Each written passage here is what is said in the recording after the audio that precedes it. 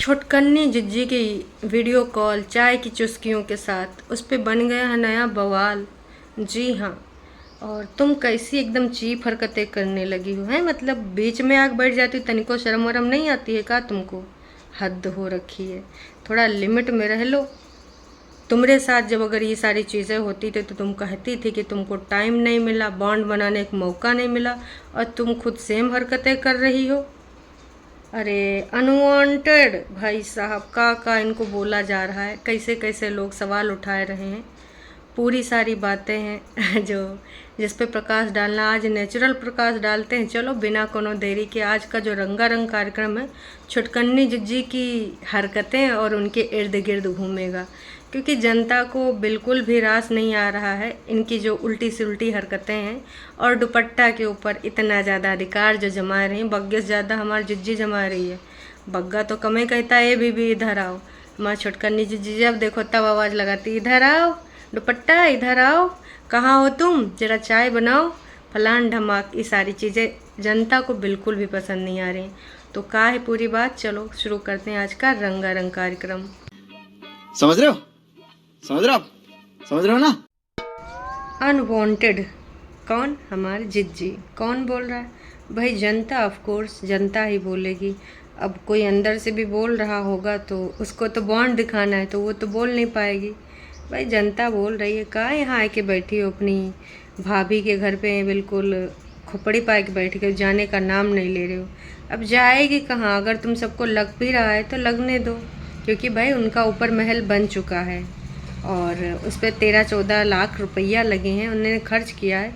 तो तुमको क्या लग रहा भाई? तुम भाभी के टरू वाले हो, समझ रहे हैं, लेकिन जिज्जी ने उसमें पैसा लगाया। पैसा पेड़ पे तो नहीं उगते हैं इनके सबके यहाँ मुंह में पैसा उगते हैं। हाँ जी, बिल्कुल बिल्कुल सही समझे हैं।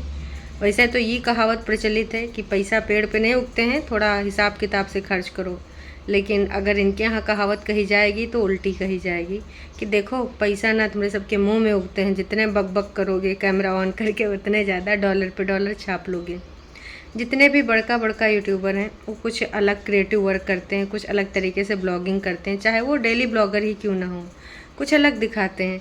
पर कुनबावासी अपने घर के जो कारनामे हैं या फिर अपनी ज़िंदगी से जुड़ी जो बातें हैं उनको बढ़ा चढ़ा के बताते हैं। घर की छोटी छोटी मगर मोटी बातें जनता जनार्दन के सामने सर्व करते हैं।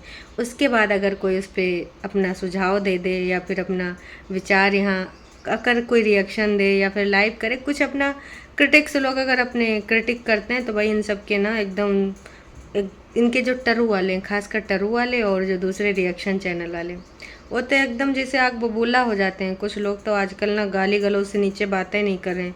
उनकी डिक्शनरी में सिर्फ नॉर्मल शब्द की जगह पे गालियाँ बची हैं। नॉर्मल शब्द उन्होंने सब हटा के फेंक दिए हैं। तो बिल्कुल इनके यहाँ पर जितनी बकवास होती है बातों वाली, उससे पैसा आ जाता है।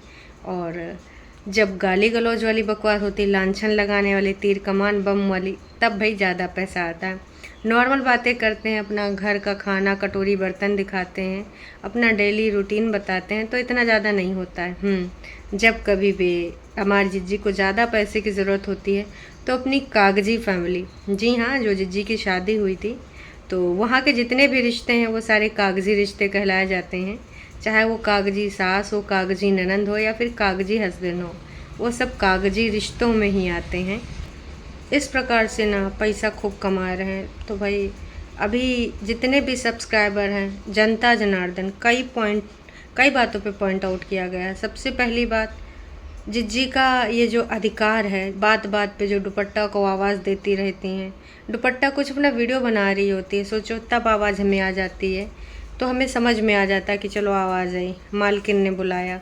लेकिन ऑफ कैमरा, क्योंकि इनके वीडियोस तो 30-35 मिनट के कबो कबो हो जाते हैं, कबो 15-20 मिनट के, जब उसमें हम दो से तीन बार सुन लेते हैं आवाज़ देते हुए, तो रियल जिंदगानी में तो पानी भरे होंगी हैं।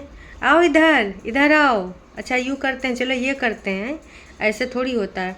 आप खुद कहती हो कि मुझे स्पेस नहीं मिलता था, मैं बॉन्ड नहीं बना पाई, और यहाँ दूसरे में बढ़िया धान लगाए पड़ी हो हैं। जब थोड़ा बैठते हैं वो, तो भाई साहब तुम घुस जाती हो। क्यों? क्योंकि तुम्हें बॉन्ड नहीं बनाने देना है। जिस वजह से तुमने अभी दूसरों को इल्ज़ामात दे, जिस वजह से तुम अपना ज़िंदगी डिस्ट्रॉय होने का बताती हूँ कि भाई इसके लिए ये लोग जिम्मेदार हैं, ये हरकतें जिम्मेदार हैं। वही हरकतें आप क्यों कर रही हैं? क्या कल आप दुपट्टा के मुंह से भी कुछ ऐसी बातें सुनना चाहती हैं कि भाई देखो, एक लेवल तक वो बंदी बर्दाश्त करेगी हैं, जब तक वो कर पा रही है तब तक बॉन्ड बॉन्ड दिखाती रहती है। अक्सर कई बार दिख जाता है, जैसे कि कल बोली थी, ए हमार जिज्जी काहे शर्मा रही हो हैं, चाय की नशेड़ी जिज्जी जरा इधर देख लो। जब जिज्जी सीढ़ियों पे बैठ के अपना मोबाइल इसको चला रही थी, जब जिज्जी हमार चाय की चुस्कियों के साथ मोबाइल में कुछ खंगाल रही थी, कब कहाँ कैसे का चल रहा है, कौन का बोल रहा है, तो ये अक्सर हमार जिज्जी का टाइम मोबाइल के साथ ही बीतता है। तब भैया बोल दिया था कि जब देखो तब इनके हाथ में चाय का गिलास नज़र आता है, मतलब कौनो बात हो जाए तो जिज्जी को चाय चाहिए। हमें तो लग रहा है कि आने वाले दिनन में चाय की दीवानी तो चाय छोड़ रही हैं, है ना। अब हमारी जिज्जी छुटकन्नी इंडिपेंडेंट जिज्जी का चैनल का नाम रख लेना चाहिए, चाय की चुस्कियों के साथ समय की बर्बादी। क्योंकि जी हाँ, ये जिज्जी रोना रोया करती हैं। मेरे पास तो बिल्कुल भी टाइम नहीं होता, एक सेकंड का भी टाइम नहीं होता है, और घर में 4 लोग काम करने वाले हैं। बग्गा भी झाड़ू लगाता है, कबो पोछा लगाता है, कबो किचन में हाथ बटाता है ना। तो बग्गा भी काम करता है, मम्मी जी भी करती हैं, दुपट्टा भी करती हैं, दीदी भी करती हैं, लेकिन ससुर का नाती काम इतना ज़्यादा है, बीरबल की खिचड़ी कबो पक्किन नहीं पावत है। जैसे खिचड़ी वैसे जिज्जी का काम कबो ख़त्म नहीं होता है। और सारे के सारे घर के जो जितने भी प्राणी हैं सब एकदम काम करके एकदम, मतलब भाई एक तरीके से प्रताड़ित हो जाते हैं, सब रोना रोते रहते हैं। वैसे काम से कुछ याद आ गया हमको, ये जो अपने इंडिपेंडेंट जिज्जी हैं, तो वहाँ पर जिज्जा जी तो बहुत ज़्यादा काम करते थे, किचन में इनकी बहुत पूरे तरीके से हेल्प करते थे। रोज़ चाय तो वही बना के इनको पियाते थे। मम्मी जी खाना पानी बना के रखती थी, 5-5 तरह के फल फूल काट के देती थी। उसके बाद भी भाई जिज्जी ने क्या कहा था, जिज्जी ने कहा था कि हमें हेल्पर एक अरेंज करा दीजिए, क्योंकि यहाँ पर बहुत ज़्यादा समस्याएं हो रही हैं। मम्मी जी देखो बीमार हो रही हैं, हालांकि जिज्जा पूरे टाइम इनकी हेल्प करते थे, और जब कभी इनकी ननद रानी आती थी वो भी। यहाँ पर जनता जनार्दन कहते कहते थक गई कि चलो ठीक है, तुम अपनी ज़िंदगानी में बिज़ी हो, समझ रहे हैं, 1-1 2-2 बजे तक तुमको रात में जगना होता है, क्यों गाली गलौज वाले चैनल को स्क्रिप्ट देनी होती है, तुमको इधर उधर मझाना होता है, फिर इधर उधर लोगों से बात करना होता है, नया जाल जो बिछाना है अपनी कागजी पत्ती के लिए, उसके लिए भी बातचीत करनी पड़ती है। तो समझ सकते हैं कि भाई तुम कितना ज़्यादा बिज़ी, जितना भी कार्यक्रम है इतना तो मोदी जी भी नहीं, अंबानी भी नहीं बिज़ी होंगे जितना आप बिज़ी हो। तो यहाँ पर एक चीज़ हो सकती थी कि भाई आप हेल्पर लगा दें। झूठ की दीवानी भी बोल के गई थी कि भाई अभी दुपट्टा और बग्गा का नया नया टाइम है, तो इन लोगों को हेल्पर हम लगा देंगे। और फिर वो चली गई अपना, यहाँ पर अच्छे नंबर इकट्ठा करके चली गई। इन्होंने भी कई बार बोला कि हमको हेल्पर नहीं मिल रहा, जबकि दर्शकों ये ऐसे एरिया में रह रहे हैं वहाँ पर सबको काम की तलाश रहती है। पहाड़ी एरिया के तमाम लोग ऐसे होते हैं जो पढ़े लिखे होते हैं, वो जॉब वॉब करते हैं अपने हिसाब का जॉब, लेकिन जो कई बार होता है कि गरीबी रेखा के लोग होते हैं, तो कई बार वो बाहर काम करने चले आते हैं। हो सकता है आप किसी सिटी में रह रहे हों, तो आसपास जब कभी आप देखते हैं कभी कोई सामान बेचने आता है या कभी कहीं दुकान लगाया होता है, तो पता चलता है कि भाई ये पहाड़िया एरिया के आए हुए हैं। तो भाई सब लोग बाहर जाते हैं काम काज करने के लिए। कई बार मैंने देखा कि वहाँ की महिलाएं, जब भी अभी मैं नेपाल जब गई थी, तो वो जंगलों में भी काम कर रहे थे, और मतलब जो भी काम है, छोटे छोटे काम हर तरीके की महिलाएं भी करती हैं। तो वहाँ पर इनको कितने हेल्पर मिल जाएंगे बताने की ज़रूरत नहीं है, लेकिन ये सब क्या बोलते हैं कि वहाँ हेल्पर मिलते ही नहीं। ऐसी कौन सी जगह रह रही हो, फॉरेन कंट्री में रह रही हो, फॉरेन कंट्री में बहुत सारे लोग होते हैं हेल्पर नहीं लगाते हैं, क्यों? क्योंकि उनके सैलरी बहुत ज़्यादा होती है। हेल्पर वहाँ भी मिलते हैं लेकिन लोग अफोर्ड नहीं कर पाते हैं, बात ये होती है, इतने ज़्यादा महंगी सैलरी होती है। और हमारी जिज्जी बोलती है कि ना यहाँ हेल्पर ही नहीं मिलते हैं, बहुत कोशिश की जा रही है। तो भाई साहब अब आप समझ सकते हो कि जो चीज़ की डिमांड करते हुए इन्होंने अपना घर बार छोड़ दिया, लड़ाई झगड़ा करके अपने बच्चे को और अपने कपड़े उठाए के भाग गई, और अभी तो डीवी समेत न जाने कितनी कितनी धाराएं लगाई हैं, वही चीज़ खुद अपनी भाभी के साथ कर रही हैं। तो यही चीज़ जनता जनार्दन को रास बिल्कुल भी नहीं आ रही है। एक कमेंट है जिसके बारे में मैं थोड़ा सा जानकारी देना चाहूँगी आप सबको। भाई इन्होंने कहा है कि भाई एवरी टाइम ये जो है इंटरप्ट करती रहती हैं अपनी भाभी को, भाभी को बार बार बुलाना इनको बिल्कुल भी पसंद नहीं आ रहा है कि भाई दोपहर होता शाम होता कभी वो दोनों साथ में होते हैं, आवाज़ लगा देते हैं। तो इनका कहना है कि बहुत ही घटिया और बहुत ही अजीब लगता है इस तरीके की हरकतें करना। अब ऐसा तो है नहीं कि हमारी छोटी जिज्जी इंडिपेंडेंट जिज्जी अनजान है, छोटी बच्ची है, बिल्कुल नहीं।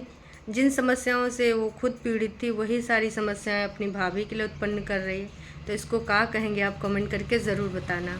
साथ में इन्होंने लिख दिया कि भाई इसको बिल्कुल भी मैनर नहीं है आपको ना डिस्टेंस मेंटेन करना चाहिए, जो कि आप बिल्कुल भी नहीं कर रही हैं। और ये जो न्यूली मैरिड कपल हैं इनके बीच में तो वैसे भी तुमको थोड़ा सोच समझ के जाना चाहिए, लेकिन आप सब जानते हैं कि जब इनकी हियरिंग्स होती हैं या फिर कहीं पर इनका खुद का काम होता है तो भाई अपने बग्गे को लटका लेते हैं, बग्गी को लटका लेते हैं। बग्गी की तबीयत तक ख़राब हो गई थी, अभी जो ये लास्ट टाइम गई थी मम्मी जी को भी ले गई थी, ये लोग शॉपिंग वॉपिंग कर रहे थे और वहाँ पर उसकी तबीयत बहुत ज़्यादा ख़राब हो गई थी, वॉमिट वगैरह हो गया था। तो टरू वाले जितने भी हैं सब सोहर ओहर गावे लगे थे कि भाई लल्ला हुए वाला है, लल्ला हुए वाले। मतलब तबीयत ख़राब होने का मतलब सिर्फ एक ही है कि भाई साहब ना तबीयत ख़राब हो गई तो भाई लड़की प्रेग्नेंट है।